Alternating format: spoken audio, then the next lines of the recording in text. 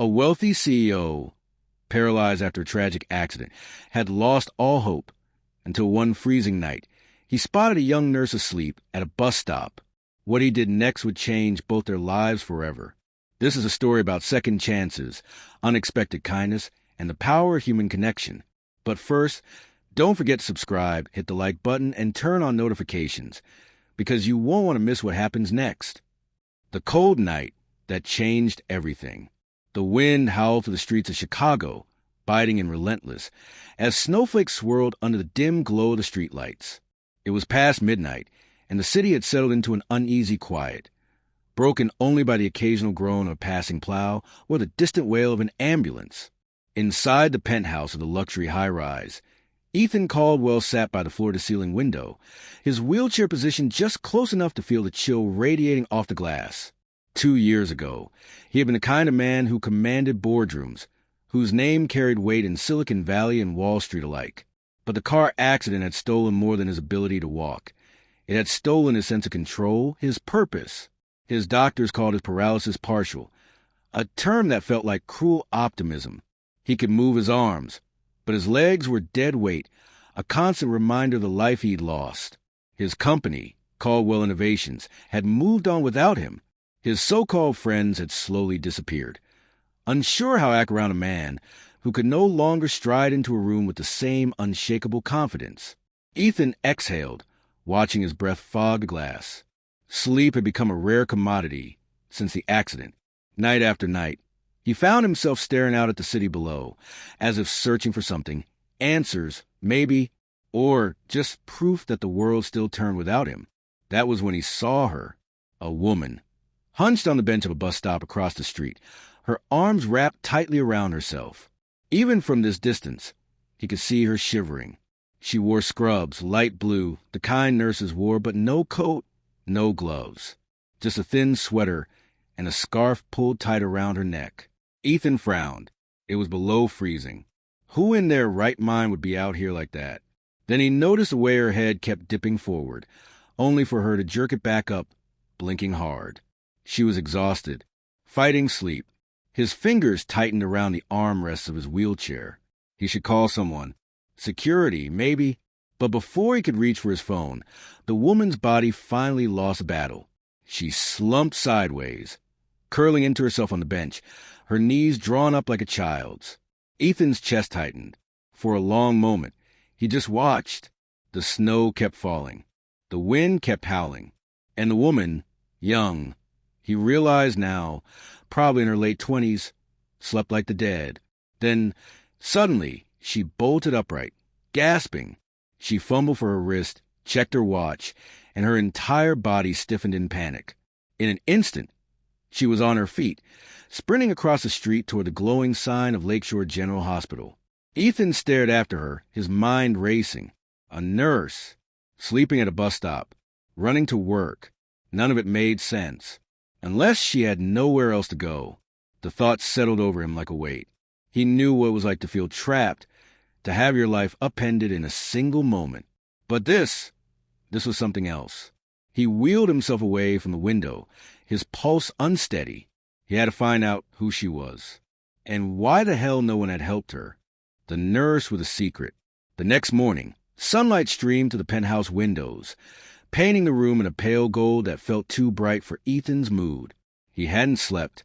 The image of the nurse, her exhaustion, her panic, had burned itself into his mind. He needed answers. With a sharp motion, he wheeled himself to his desk and tapped the intercom.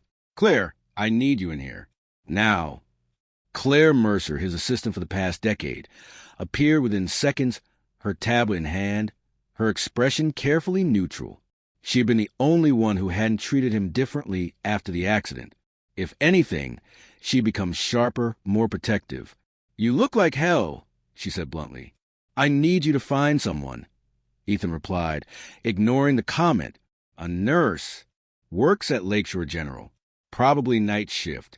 I saw her last night at the bus stop on Harrison and State." Claire raised an eyebrow, but didn't ask questions. She was used to his abrupt demands. Description? Young. Late 20s. Dark hair, pulled back. Hispanic, maybe. wearing blue scrubs. He hesitated, and she looked like she hadn't slept in days. Claire's fingers flew across her tablet. That's not much to go on, but I'll see what I can do. Ethan clenched his jaw. Make it fast. By noon, Claire had a name. Mira Santos, she said, sliding a file across his desk. 28. Single mother. Been at Lakeshore for 3 years. Excellent record, no complaints, just a lot of overtime. Ethan scanned the file. No criminal record. No red flags. Just a woman working insane hours. Why was she sleeping at a bus stop? Claire hesitated. That's where it gets complicated. According to HR records, she was evicted from her apartment 2 weeks ago. Landlord sold the building. New owner doubled the rent. She couldn't afford it. Ethan's stomach twisted. So where is she staying? Claire's expression darkened. Nowhere permanent.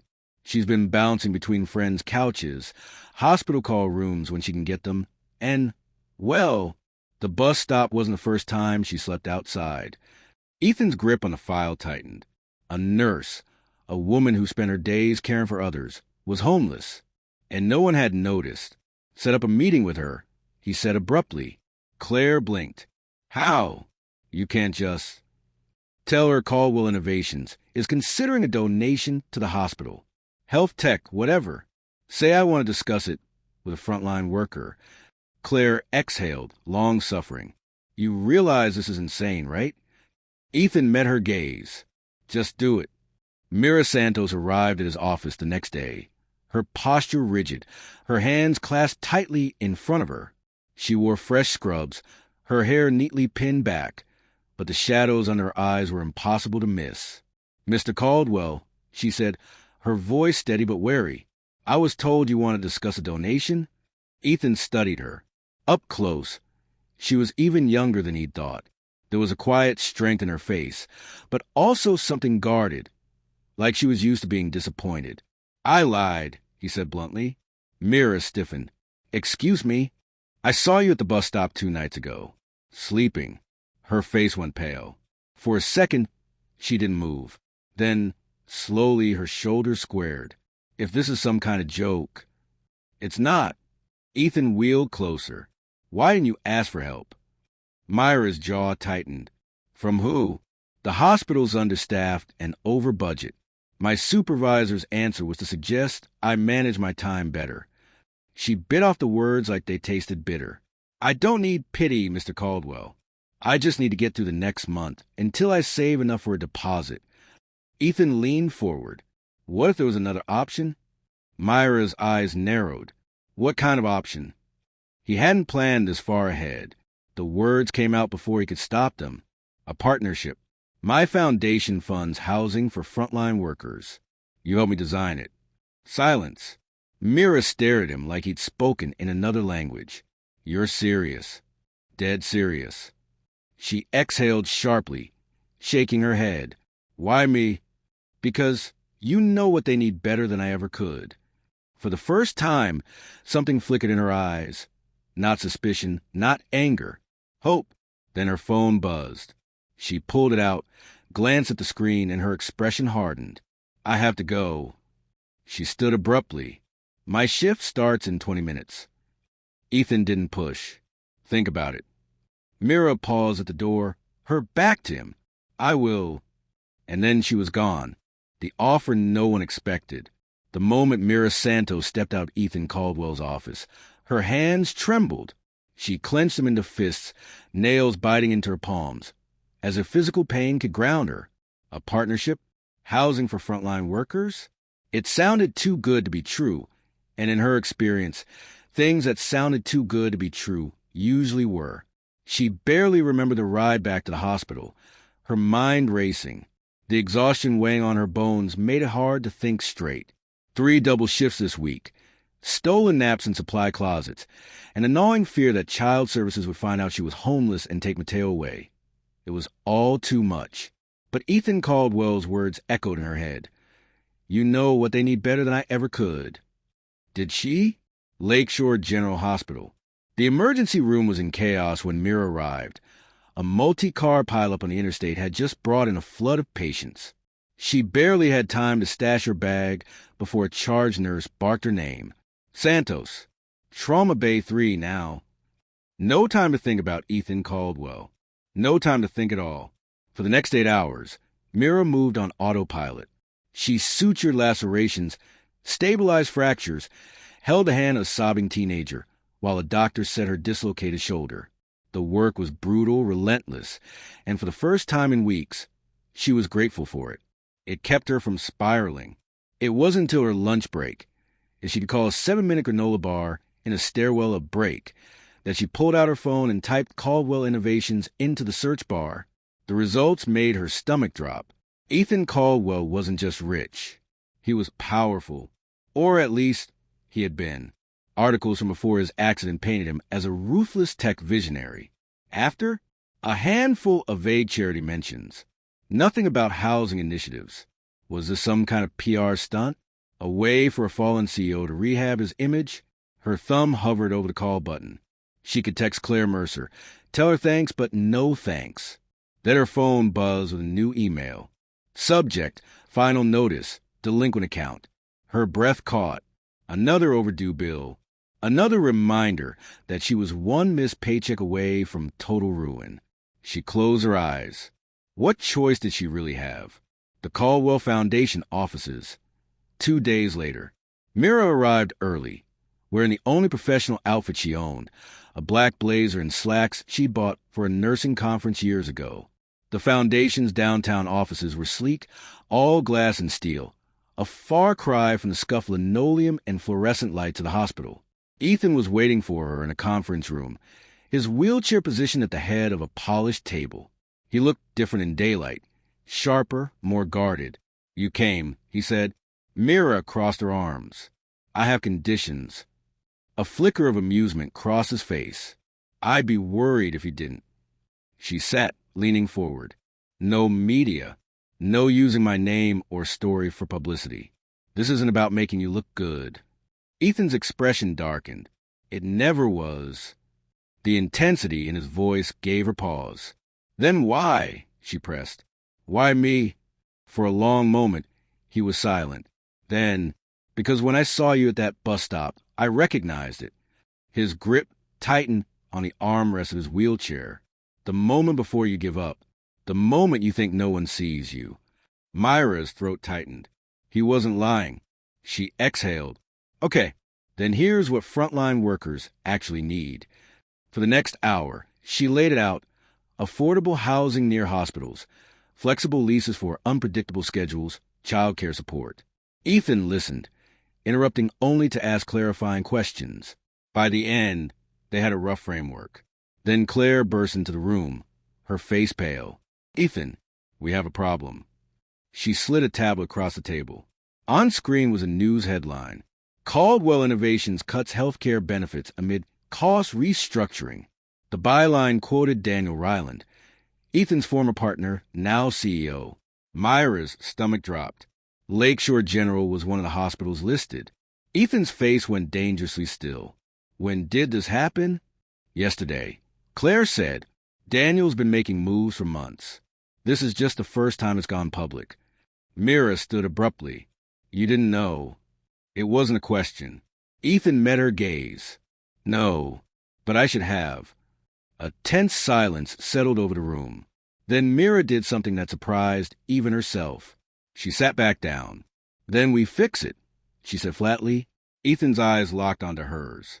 For the first time since she'd met him, something like hope flickered in his expression. Together, he asked. Mira nodded. Together, the fight for redemption. The air in the conference room turned electric as Myra's declaration hung between them. Together. The word felt dangerous, like stepping onto thin ice. But for the first time in months, Mira felt something other than exhaustion. She felt fire. Ethan didn't waste time. Claire, pull every file on Daniel's moves since the accident. I want to know exactly how deep this goes. Claire nodded, already typing furiously on her tablet. He's been methodical, cutting benefits, selling off hospital support services to private contractors, all under the guise of streamlining. Myra's stomach twisted. She'd seen the effects firsthand. Fewer nurses per shift, outdated equipment, patients waiting hours for basic care. He's bleeding the system dry. Ethan's jaw tightened, and using my name to do it. There was something dark in his voice, a storm barely contained. Mira studied him. The way his fingers gripped the wheelchair, the tension in his shoulders. This wasn't just business. This was personal. "So what's the play?" she asked. Ethan met her gaze. "We hit him where it hurts," his reputation. 3 days later, the viral campaign. The video went live at 7 a.m. No polished production, no corporate spin, just raw footage Mira had captured on her phone. Overworked nurses collapsing in break rooms. Patients stranded in hallways. A single mother, her voice disguised, her face blurred, explaining how she'd lost her apartment working overtime that never paid enough. The caption was brutal. "This is what cost-cutting looks like. Ask Daniel Ryland why Caldwell Innovations is profiting from frontline suffering." Ethan's team had done the rest. Targeted ads, influencer shares, a coordinated blast across every major platform. By noon, #healthcare over profits was trending. Mira watched from the hospital cafeteria, her pulse racing with every notification. Nurses clustered around phones, whispering. Even the attending physicians were glancing at their screens. Then her phone buzzed, an unknown number. "Check your email. Now!" The sender had attached a file. Internal Caldwell Innovations memos, dated just weeks after Ethan's accident. Subject: post-accident restructuring. From Daniel Ryland. "With Ethan incapacitated, we have a unique opportunity to reposition assets. Medical divisions are low margin. Divest." Myra's hand shook. This was proof. She forwarded it to Ethan with one word: ammunition. The boardroom showdown. Daniel Ryland didn't look like a villain. Mid-40s, tailored suit, the kind of smile that made shareholders feel safe. Until today. Ethan wheeled into the emergency board meeting, like a general entering battle. Mira walked beside him. Her scrub swapped for that same black blazer, a deliberate choice. Let them see exactly who they've been exploiting. Daniel's smile faltered. "Ethan, I wasn't aware you were. Still alive?" Ethan's voice cut like glass. "Disappointing, I'm sure." The room went still. For 30 minutes, Ethan dismantled him. The leaked memos, the patient harm statistics Mira provided, the plummeting stock price since the video dropped. Daniel's composure cracked. "These are necessary business decisions." "Bullshit." The word exploded from Mira before she could stop it. Every head swiveled to her. "I'm sorry. Do necessary decisions include children waiting 12 hours for asthma treatments because you cut respiratory therapy staff?" A board member, older, silver-haired, leaned forward. "MS? Santos. Mira Santos, RN Lakeshore General." She held his gaze. "And one of the nurses your policies left sleeping at bus stops." The room erupted. Daniel slammed his hands on the table. This is a witch hunt. Ethan's bitter about losing control and using this woman to... "I saw her." Ethan's voice dropped to a whisper that somehow silenced the room. "Saw what this company became in my absence. You measure success in profit margins. I measure it in lives." He looked at each board member in turn. "Starting today, that changes." The vote was unanimous. Daniel Ryland was out. Aftermath. Outside in the quiet of the parking garage, Mira finally exhaled. "We did it." Ethan ran a hand over his face. For the first time since she'd met him, he looked exhausted. "No, you did. That testimony was the truth." She studied him. "Why didn't you tell me how bad it was?" The ghost of a smile touched his lips. "Would you have believed me?" Mira thought of the eviction notice, the endless shifts, the fear in Mateo's eyes when she'd had to leave him with strangers. "No." A beat of silence. Then, "The housing initiative starts next week," Ethan said. "You're still in?" Mira looked at this broken, brilliant man who'd somehow given her a fighting chance. "Try and stop me." A new legacy. 1 year later. The first snow of winter dusted the streets of Chicago as Mira Santos stood outside the newly unveiled Second Chance house, her breath forming small clouds in the crisp air. The building, a former hotel converted into affordable housing for frontline workers, glowed warmly against the gray sky, its doors wide open to the first group of residents.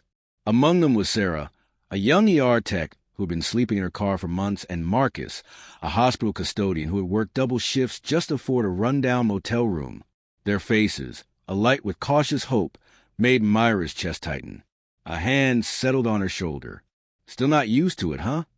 Ethan stood beside her, walking, thanks to the experimental spinal therapy he'd fought to access. His steps were slow, deliberate, but they were his. A miracle, the doctors had called it. Mira smirked, says the man who just outwalked his physical therapist. He chuckled, but his gaze was serious as he took in the building. We did good. A year ago, Mira had been a woman clinging to survival. Now, she was a director of the Caldwell Santos Initiative, a foundation that had already secured housing for over 200 medical workers across 3 cities. Inside, the lobby buzzed with laughter and the clink of coffee cups. Reporters lingered at the edges. But today, the spotlight wasn't on Ethan or Mira. It was on the residents. A little girl, no older than Mateo, tugged at Sarah Scrubs, pointing excitedly at the playroom.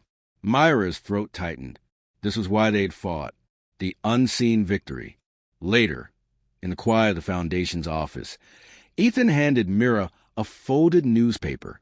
The headline read, Caldwell Innovations reinstates healthcare benefits after year-long campaign. Mira traced the words. Daniel's replacements had reversed every cut. Think he's rolling in his grave? Ethan snorted. Let's hope so. But the real victory wasn't in the headlines. It was in the text Mira had received that morning from a nurse in Detroit. Got keys to my apartment today. Thank you. It was in Mateo, now thriving in a daycare program the Foundation funded, who no longer asked if they'd have to sleep in the car again. And it was in Ethan, once a man defined by loss, now standing tall, not just in body, but in purpose. The last promise. As dusk painted the sky in hues of orange and violet, Mira turned to Ethan. What's next? He didn't hesitate. We expand. More cities. More voices. A pause. Unless you have other plans? Mira thought of the long nights, the fights, the moments she'd almost given up. Then she pictured Sarah's smile, Marcus's relieved sigh, the way Ethan had looked at her that first day. Not with pity, but recognition. Not a chance, she said. Ethan grinned. Then let's get to work. This story proves that one moment of kindness can rewrite a life. If Mira and Ethan's journey inspired you, share this video with someone who needs hope today. Subscribe for more real-life stories of courage. And hit the bell so you never miss a chapter of change. Because the world needs more second chances, and you might just be the one to give them.